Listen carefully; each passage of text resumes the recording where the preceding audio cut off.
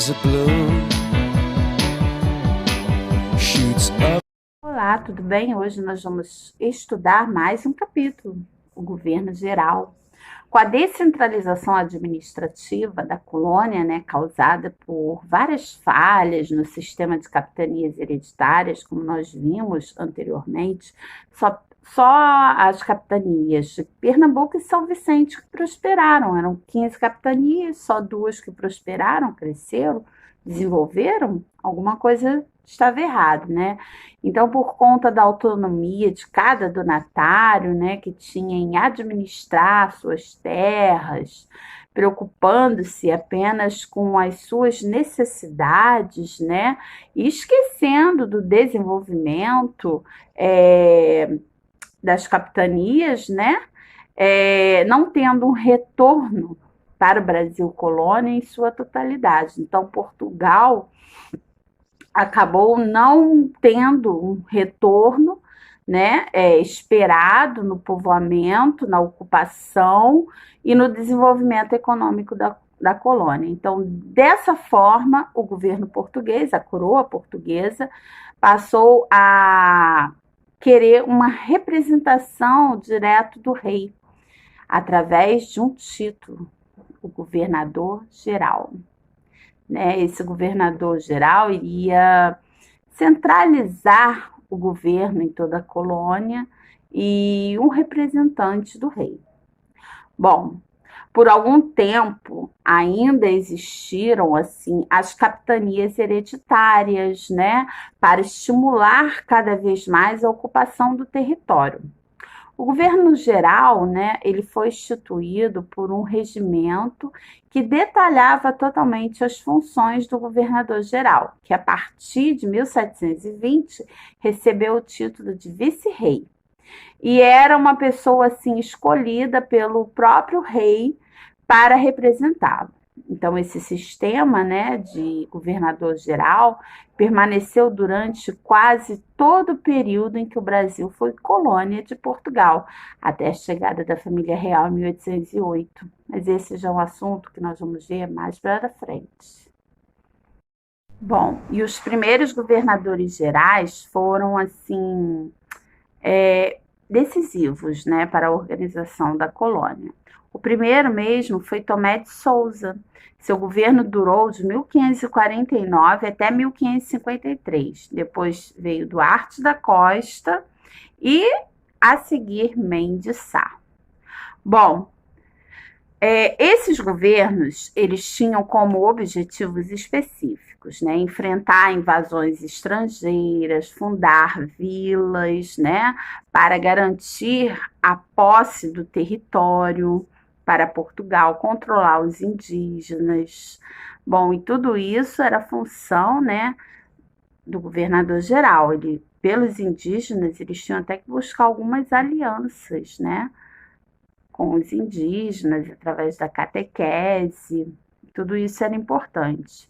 E o governo era composto por 3 pessoas, além do governador-geral: provedor-mor, que era responsável pelas finanças, o ouvidor-mor, responsável pela justiça, e o capitão-mor, que era responsável pela defesa, né, especialmente do litoral. E o primeiro governador-geral, né, chamado Tomé de Souza, ele trouxe consigo pessoas, né, de sua confiança para cuidar da fiscalização, da justiça e da economia colonial. Bom, também vieram militares para defender a colônia e padres jesuítas sob ordens de Manuel da Nóbrega. Bom, esses jesuítas ficaram com a responsabilidade de catequizar os índios para doutriná-los, né, investir bastante, introduzir a doutrina cristã, outorgar o poder de Portugal, tudo isso era importante. Tais ações se relacionavam com a situação política, pela qual era a crença de que apenas uma pessoa deveria ter todos os poderes do governo. A esquadra também trouxe carpinteiros e pedreiros também para cuidar das novas construções. Foram trazidos 600 E a sede do governo geral foi erguida na capitania da Baía de Todos os Santos.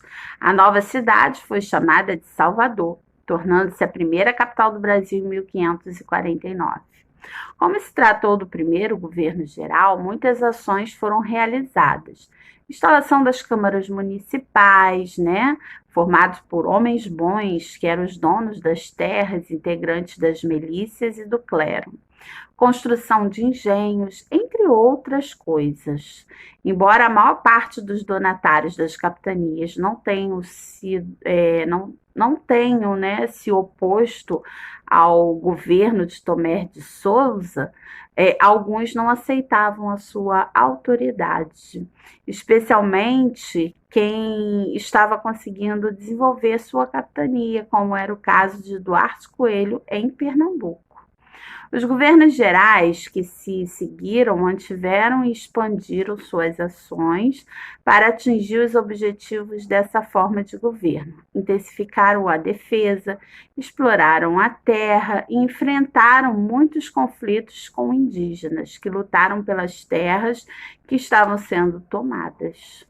Bom, invasores que também queriam explorar riquezas da colônia e jesuítas que se opunham à escravidão indígena, além de conflitos com os colonos.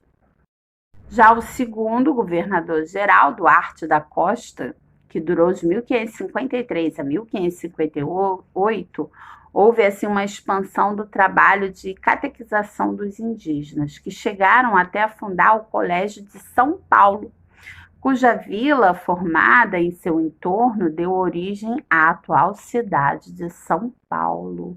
Seu governo foi abalado, né, pelo enfrentamento à invasão francesa. Bom, que foi uma invasão ocorrida, né, onde atualmente se localiza a cidade do Rio de Janeiro, local que chegaram a fundar uma colônia francesa chamada França Antártica. Já o terceiro governo geral, chamado Mendes Sá, né, ele contava muito com a ajuda do seu sobrinho Estácio de Sá. Sabe por quê? Para enfrentar as invasões francesas, aliando seus tamoios, indígenas inimigos dos maracajás.